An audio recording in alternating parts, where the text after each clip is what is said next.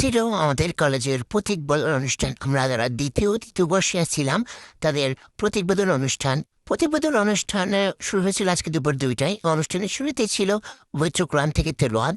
ওয়েত্রকুরান থেকে তেলোয়াতের পর ছিল জাতীয় সঙ্গীত। জাতীয় সঙ্গীতের পর আমরা প্রিন্সিপাল ম্যামের কাছ থেকে আমরা অনুষ্ঠানের অনুমতি আনার পরে অনুষ্ঠানের শুরুতেই হয়েছিল গজল। গজলের পর ছিল কবিতা আবৃত্তি। আসলে কি যে কমু কিছু কইতে পারি না দেখে আস্তে থেমে থেমে কই। যাই হোক, এই কবিতা আবৃত্তির পর ছিল একটা গান, গানটা সুন্দর। একলা চলো রে, একলা চলো, একলা তোর ডাক শুনে কেউ না আসে, তবে একলা চলো রে।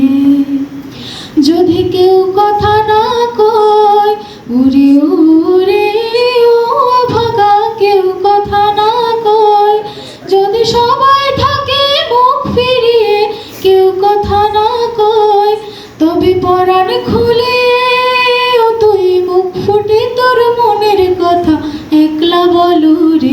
যদি তোর ডাক শুনে কেউ না আসে, তবে একলা চলো রে। একলা চলো, একলা চলো, একলা ওই চলো, গান শুনে একলা আমাদের সবার চলো অনেক ভালো রে। লাগে। তারপর এক এক করে নাম রাখা হচ্ছে, আর এক একজন এসে তাদের প্রতীক বদল করে যাচ্ছে। প্রথমেই ছিল আমাদের ইয়ে, কারণ আমরা এখন সেকেন্ড ইয়ার ছিলাম, ওই জন্য প্রথমে আমাদের ইয়ার থেকে ডাকা হয়েছিল। এটার জন্য আবার একজনের নাম ডাকতে সে যাইতেছে। যাওয়ার পর তার ব্যাস ট্যাস পরিবর্তন করে আমাদের কমলা কালার ছিল আমরা যারা সেকেন্ড ইয়ার, এবং সেকেন্ড ইয়ারের পর ছিল থার্ড ইয়ার। থার্ড ইয়ারের কালার ছিল হচ্ছে গিয়ে ওদের কি বলে, খয়েরি না জানো লাল দুধের একটা হইবে, ওরকম একটা কালার ছিল। তাদের ওইটি পড়াই দিত, মানে দিতেছে।